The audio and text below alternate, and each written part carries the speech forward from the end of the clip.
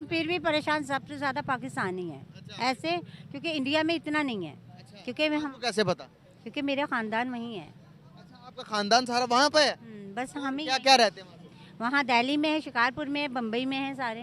अच्छा, तो बातचीत होती है तो आपकी? मुझे बातचीत होती है, वो कहते हैं 120 रुपए किलो घी है। अच्छा, और यहाँ पर कितना? आप अंदाजे लगाएं कि वहाँ कितनी सस्ता है। चीनी सस्ती है, आटा सस्ता है, हर चीज़ सस्ती है। तो यार वहाँ पर तो बड़ी फैसिलिटीज दे रही तो गवर्नमेंट। फिर इधर से उधर चले जाना चाहिए इंडिया में। अगर मैं एजुकेशन सिस्टम की बात करूँ तो कौन सी कंट्री का ज़्यादा बेहतर है, पाकिस्तान, इंडिया या फिर बांग्लादेश? सर मेरे ख्याल से इंडिया का बेहतर है। आपको क्या लगता है?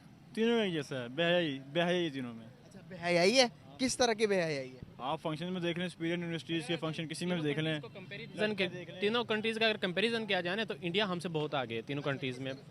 सर अगर आप जिस माशी बताएं जरा किस तरह से माशी आगे? तरक्की में देख लें उसको देखते हैं कौन किसको एग्री करवा पाता है, एंड पे फिर मैं बताऊंगा कौन आगे है। सर इंडिया का अगर आप निज़ाम देखें तो हमसे बहुत बेहतर है। अब यहाँ पर इलेक्ट्रिसिटी की अगर हम बात करते हैं तो यहाँ पर जो हमारा एक यूनिट है वो 60 रुपये का पड़ता है, वहाँ पर दो मेरे ख्याल है 2 ढाई से 3 रुपये का पड़ता है। तो हर तरह से इंडिया ही बेहतर है हमसे। और आप बताएं तब सारे मुल्कों का चीज़। यूनिवर्सिटीज़ की बात की जाए तो इंडिया में हमसे ज़्यादा यूनिवर्सिटीज़ है। अच्छा, आप क्या कहेंगे? तरक्की के लिहाज से इंडिया ही आगे है। इंडिया आगे। इंडिया आगे और बेहयाई की क्या बात कर रहे थे? अगर आप खुद सही हैं तो अपनी आंखों पे बंद रखें, जहाँ पर बेहयाई हो रही है उस जगह पर एक एक इंडिविजुअली तौर पर एक एक आदमी जाना छोड़ देगा तो बेहयाई कहाँ होगी? सारा खुद कर रहे हैं ना तो ये अब एक अकेला बंदा तो नहीं इंतजाम कंट्रोल कर सकता। एक आदमी अगर आप अपनी तरफ से नहीं जाओगे तो आपके लिए नहीं है। मैं अगर जाऊंगा उसी जगह पर सारे मिलकर जाकर ये कहेंगे कि बेहयाई है, तो ये तो हर जगह पे है। बिल्कुल इसी तरह ही। हमारे मुल्क का असल मसला यही है, यहाँ पर तालीमी निज़ाम बहुत कम है। सर लोगों को असल जो बात है ना, लोगों को पता ही नहीं है। यहाँ पर बहुत से मोस्टली बच्चे हैं हमारे गांव में इस तरह ही होता है, वो कहते हैं कि अपना कारोबार करते हैं, बच्चों को तालीम करके क्या करना है। हाँ, मजदूरी करो, मेहनत करो। ये तालीम नहीं देते तो फिर वो उनको सेंस ही नहीं होती क्या हमने बेहयाई की, उनका पता ही नहीं होता उनको। जय हिंद दोस्तों। तो सबसे पहले मैं थोड़ा आपको इसके बारे में 1 मिनट में डिटेल में बता देता हूँ, उसके बाद ये वीडियो देखते हैं। पाकिस्तान की ये महिला है जो कि पाकिस्तान की तरक्की के बारे में बता रही हैं, पाकिस्तान इस समय क्या तरक्की कर रहा है और बाकी इंडिया की क्या स्थिति है उसके बारे में ये समझा रही हैं, और पाकिस्तानियों को देखना चाहिए। हालांकि इन्होंने कुछ बातें कही उनसे हम भी सहमत नहीं है, जो कि घी मिलता है भारत में 100-150 रुपये मतलब किलो, तो वो मिलावटी घी होगा कोई सा, ऐसा नहीं है। अगर ओरिजिनल घी आपको चाहिए तो कम से कम आपको 600-700 रुपये खर्च करने पड़ेंगे। इतना धन तो आपको खर्च करना पड़ेगा तब आपको ओरिजिनल घी मिलेगा। बाकी ठर्रा घी 100 रुपये से क्या 50 रुपये में मिल जाते हैं मिलावटी टाइप के। तो कुछ चीज़ों से सहमत हैं और कुछ चीज़ों से नहीं है। लेकिन पाकिस्तान के बारे में जो बताया है कि आटा इतना महंगा है, आटा ही नहीं मतलब हर चीज़ वहाँ पर महंगी है। तो महंगी क्यों है? महंगी इसलिए है कि आपके प्रधानमंत्री को कश्मीर चाहिए था, हमने धारा 370 कश्मीर से हटाई, तो उन्होंने क्या किया कि भारत से व्यापार बंद कर दिया। अब आप विदेशों से जो चीज़ 5 गुना महंगी खरीद रहे हो, जैसे कि भारत से वो 100 रुपये में आपको मिलती थी, वो अब आप 500 रुपये में खरीद रहे हो, तो इसलिए वो महंगाई है। अब यही होता है जब आपका लीडर दिमागी रूप से विकलांग हो, यानी दिमाग का स्क्रू ढीला हो, तभी ऐसा ही होता है। क्योंकि आपके लीडर ने सोचा ही नहीं कि व्यापार बंद करने से नुकसान किसका है। ये तो सोचना चाहिए ना। अब मैं किसी को कुछ बेचता हूँ और उसे बेचना बंद कर दूँ तो नुकसान मेरा होगा, दूसरा ग्राहक मेरे पास है नहीं ऐसा। तो आप लोगों को ही लाभ था कि सस्ती चीज़ें आप हमसे खरीद रहे थे, वो चीज़ें हम दूसरे लोग देशों को ट्रांसफ़र करने लगे, हमें नुकसान नहीं हुआ, बाकी आप घर में चले गए। तो चलिए पाकिस्तान की ये महिला आगे और क्या कहती हैं वो सुनते हैं, फिर आगे में बात करेंगे। बात करने का पर्पस आपसे ये है, क्या लगता है महंगाई कहाँ पर ज़्यादा, पाकिस्तान में है या फिर हमारे पड़ोसी मुल्क हिंदुस्तान में महंगाई ज़्यादा है? सबसे ज़्यादा पाकिस्तान में। पाकिस्तान में क्या लगता है कि पाकिस्तान में क्यों महंगाई है? बहुत ज़्यादा है इधर, गरीब लोग बहुत ज़्यादा परेशान है, तो गरीब लोगों की मदद करनी चाहिए। गैस बहुत ज़्यादा मतलब महंगी है, गैस आती ही नहीं है और बिल इतने ज़्यादा आ जाते हैं, बिजली वैसे ही नहीं है। तो ये मुल्क के हालात ठीक करने चाहिए। 5 से 10 किलो गैस हमारे पड़ोसी मुल्क के नरेंद्र मोदी की हुकूमत में वहाँ के लोगों को फ्री दी जाती है, राशन कार्ड बने हुए हैं। क्या लगता है कि क्या यहाँ पर भी उस तरह की सहूलियात पाकिस्तान की गवर्नमेंट आपको दे रही है या नहीं दे रही? कैसे देखते हैं? अगर बात करें कि खुशहाल कहाँ के लोग हैं, पाकिस्तान के लोग हैं या फिर हिंदुस्तान के लोग हैं, क्या कहेंगे आप? बिल्कुल पाकिस्तान के, इनको भी कम करनी चाहिए। जैसे वो अपने खुशहाल ज़्यादा पाकिस्तानी है। जी वो तो है, लेकिन फिर भी परेशान सबसे ज़्यादा पाकिस्तान ही है। ऐसे क्योंकि इंडिया में इतना नहीं है। क्योंकि हम आपको कैसे पता? क्योंकि मेरा ख़ानदान वहीं है। अच्छा, आपका खानदान सारा वहाँ पे है? बस हम ही क्या क्या रहते हैं वहाँ? वहाँ दिल्ली में है, शिकारपुर में है, बम्बई में है सारे।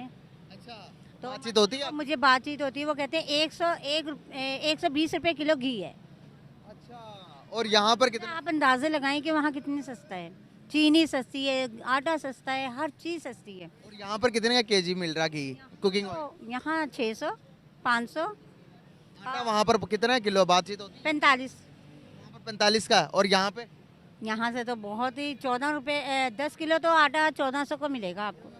बड़ा जो है वो यहाँ 2000 का मिल रहा है बड़ा, तो मगर बहुत ज़्यादा आसानी है वहाँ इंडिया में बहुत वहाँ पर क्या उनके, वहाँ पर क्यों सस्ती है? यहाँ पर भी तो होनी चाहिए, यहाँ पर भी वही हुक्मरान है, उधर भी हुक्मरान है।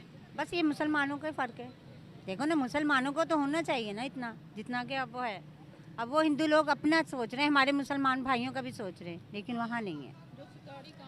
इनका गाइस कहना है कि वहाँ पर इंडिया के अंदर हिंदू भाई जो हैं वो अपना भी सोचते हैं और मुसलमानों का भी सोचते हैं।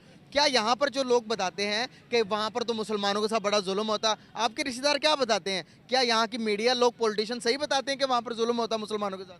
जैसे यहाँ जगह जगह पे अलग-अलग, वहाँ पर भी अलग-अलग है, लेकिन जहाँ मेरे रिश्तेदार रहते हैं वहाँ अच्छे मुसलमान हैं, हिंदू लोग, सिख भी हैं। वहाँ पर वो बताते हैं आपको कि कहीं पर कुछ इस तरह की मुठभेड़ तो या पाकिस्तान के अंदर भी होती है? वहाँ ये चीज़ नहीं है। तो इनकी बातों से प्रॉपर लगता है कि पाकिस्तान किस स्टेज पर आ चुका है और पाकिस्तान में वाकई में हालात क्या हैं। पाकिस्तान में आप यकीन नहीं करोगे, ऐसी स्थिति है कि कचरे में से भोजन उठा कर आदमी खाते हैं। वहाँ पर ये स्थिति है, कचरे में से भोजन ढूंढ कर खाते हैं। तो क्या परिस्थिति होगी उन लोगों की। लेकिन यदि आपको लग रहा हो कि ये गलत हो रहा है तो आप कल्पना कीजिए कि जो हिंदू, सिख, ईसाई वहाँ पर रहते हैं उनके साथ क्या हो रहा होगा। थोड़ी कल्पना भी कीजिए, तब आपको अंदाज़ा लगेगा कि ये लोग डिज़र्व करते हैं, पाकिस्तानी डिज़र्व करते हैं, क्योंकि ये दिस पीपल हाईली रेडिकलाइज, पूरी तरह से इनका माइंड इस तरह से रेडिकलाइज किया गया है कि दूसरे लोगों से ये इतनी नफ़रत करते हैं, जिसका परिणाम आप देख सकते हैं। पाकिस्तान में 98% आबादी अब इन्हीं लोगों की है, तो ये आपस में ही एक दूसरे को पेलने में लगे हुए हैं। ठीक है, इनको फिक्र कहाँ की है? भारत की। भारत की बड़ी फिक्र है इन लोगों को। उधर फिलिस्तीन की इनको बड़ी फिक्र है। मतलब दुनिया में कहीं भी कुछ भी हो जाए, फ्रांस में दंगे हुए थे, इनको बड़ी फिक्र हो रही थी। फ्रांस के लिए नहीं, फ्रांस में जो दंगे कर रहे थे उनकी फिक्र हो रही थी इनको।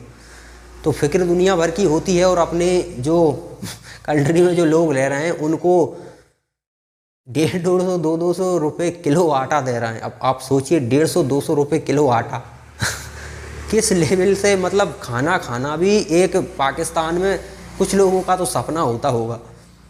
भूख से वहाँ पर मर रहे हैं लोग, और परिणाम है रेडिकल माइंडसेट। आप लोगों ने ये रेडिकलाइजिंग के चक्कर में अपने देश को बर्बाद कर लिया है। वहाँ की आवाम इसकी ज़िम्मेदार है। जैसे कि अभी मालदीव में जो हुआ है, हमने बायकॉट किया है, तो वो क्यों किया है? वहाँ की पब्लिक ने ऐसे व्यक्ति को चुना है जो स्टार्टिंग में ही कह रहा था कि मैं इंडिया को भगाऊंगा, और उन्होंने कहा आओ हम साथ हैं आपके। तो भैया आप इंडिया को भगाने में साथ हैं, भाग रहे हैं, तो अब सोशल मीडिया पर गुहार लगा रही है वही पब्लिक मालदीव की, क्योंकि अब समझ आ गया कि अब पाकिस्तानियों की तरह हमें भी भूखों ही मरना है। तो अब स्वाभाविक है, अगर लीडर गलती करे, पब्लिक अगर साथ ना हो तो चलता है, लेकिन पब्लिक भी वैसी ही हो तो फिर किसी की सिंपैथी नहीं मिलती।